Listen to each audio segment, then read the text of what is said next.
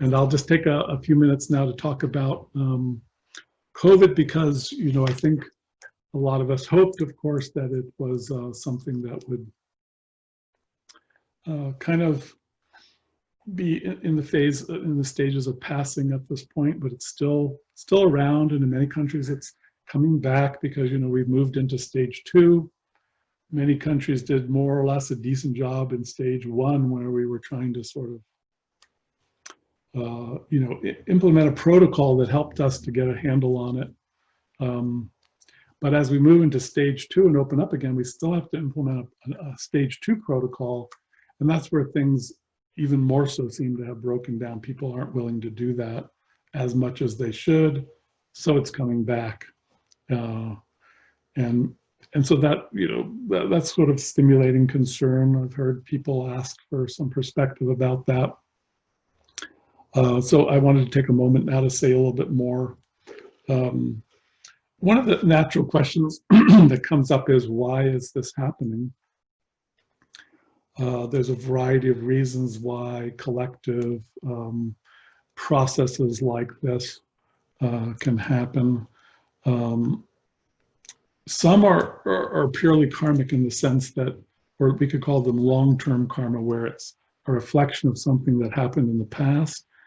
And in some ways, we might not even still be that deeply involved in that way and in those causes that give rise to it, but we still have that karma to work off, so that comes up.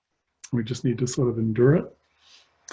In this case, I think there is some of that in the COVID experience, but also in many ways, it's also reflecting our current situation in humanity, because it's my feeling that COVID does reflect the Earth consciousness, the Earth entity, and the nature kingdoms and intelligences, simply reflecting back to humanity our own state of imbalance and how we relate to not only ourselves, of course, within the human kingdom, but to the planet itself. The planet's reacting, and this is one of its reactions.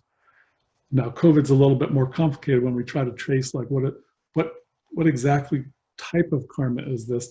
When we have collective processes like a war or a disease, a pandemic, people's own intersection with that can be in different ways.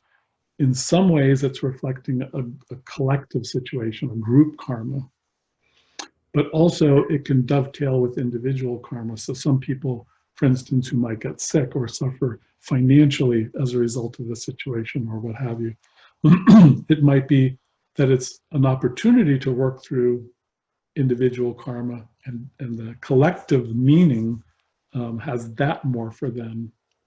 Whereas for another person, it's primarily that they're part of, anytime we're part of a group, whether it's the human kingdom as a whole, a nation that goes to war, for instance, to that extent that we identify with that collective identity, we share in the collective karma of that.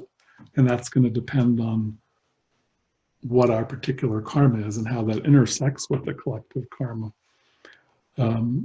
So for some people, their participation, like however COVID might be affecting them, and of course there's widespread ramifications. It's, two of the biggest being that it's an actual illness that people get, but also how it's affecting our culture, our society, even our state of consciousness. There's been a big uptick. In countries like the United States, therapists are kind of maxed out right now. It's harder to get sessions with therapists because they're busy dealing with at least a third of I think a third of people are acknowledging that they're psychologically significantly impacted, more depressed, and so on as a result of COVID. So one of the simple implications is, if you're still kind of, because there's a need to be in lockdown to some extent, to be socially distancing, staying home more often, that's one type of, in a sense, karma that a large percentage of humanity is sharing in right now. But in another sense, anytime these things come up, it's also a test, because part of our tendency to be anxious or depressed by, let's say, being unable to pursue our lives like we normally do. That's challenging also to look at our own desires, our attachments and aversions, kind of forced into just being with ourselves. So then in that sense, it has a kind of an initiatory function. It's challenging to us, and naturally and inevitably people struggle with that. But if we take a spiritual attitude, it's like an opportunity to say, okay, I'm kind of in retreat, like I'm in forced retreat. I have to let go of some of my desires. I have to learn to get along with the people better that I'm living with, because I'm seeing them much more than I did. And there's a lot of challenges that come up in that situation. So we can turn that to, it's an opportunity for purification. It's an opportunity for individual and collective learning. It's an opportunity for spiritual growth. And I think the karmic reasons for it, though, are varied and complicated, and some of them go all the way back to things like the Marduk event in some kind of ancient time and distant time. But some of them are more immediate. Things got kind of set out of balance in our current human manifestation by that event. It really kind of created an extra split between mind and body, between masculine and feminine, between humanity and nature. And we're still working that through, and we're still experiencing that imbalance. And because of that imbalance, we're not living in a way that's sustainable and healthy and balanced in relationship to nature. And COVID is one of the responses, one of the karmic reflections that the planet's reflecting back to us about our state of mind, and not only currently, but karmically, historically as well. This is a cumulative thing. So it's something to face, to go through, to learn from, and have it balance us, have it deepen our wisdom.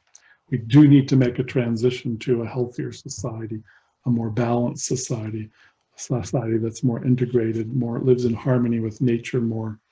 And that's part of, I think, what this message is about. But people are going to be, people's individual karma intersects with it in different ways, so it has other levels of meaning as well. But some of those are more personal and individual.